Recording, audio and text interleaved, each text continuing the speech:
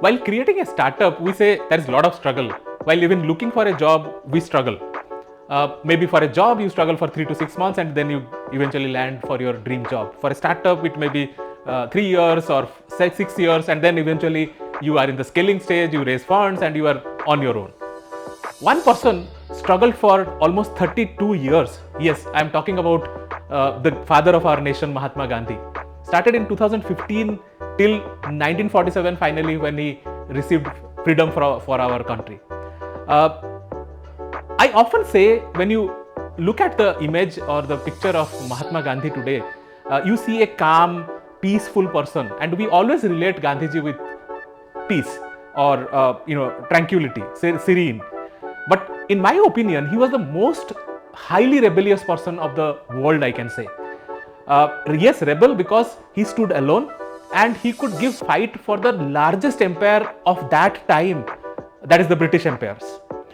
And he didn't quit. I mean, he gave on and on, fought on, and finally, with the mission, he achieved freedom for all of us. What a struggle. Therefore, we call it a freedom struggle or fight for freedom. Eventually, he got us this freedom. I always relate Gandhiji with a lot of emotional questions because he was a person who studied in abroad, like in England, and he was fond of wearing all these Western clothes. But when he came back to India, to relate with the common mass, he renounced all this. He started wearing a piece of dhoti. He draped himself with a simple cotton dhoti so that he can be among the masses and give this message of how we could now unite together and fight against that massive empire of those days. Mahatma Gandhi is always considered to be this epitome of rebellious, epitome of fight, epitome of everything. Well, I have another most important thing which I always say, that successful people travel, they read books, and they take care of their health. They want to be in solitude for longer time, and then they make their beliefs stronger and stronger. Mahatma Gandhi is no different from all this. If you see historically, he has traveled within India, outside India. All his ideas of freedom, of non-violence came from South Africa. His dream came from places like England.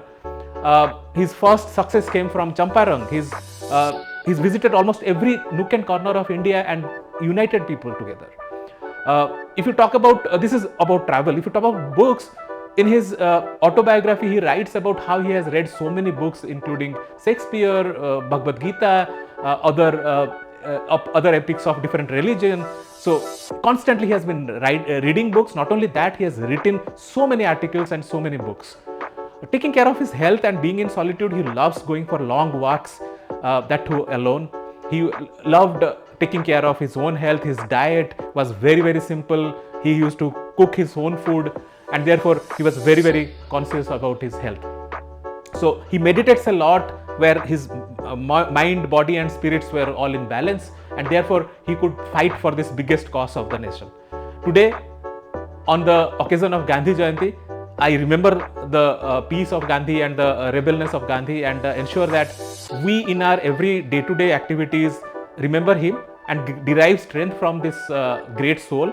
Not only that, we continue our journey towards each of us goal. Your goal may be a startup, or maybe that dream journey, or creating some contents.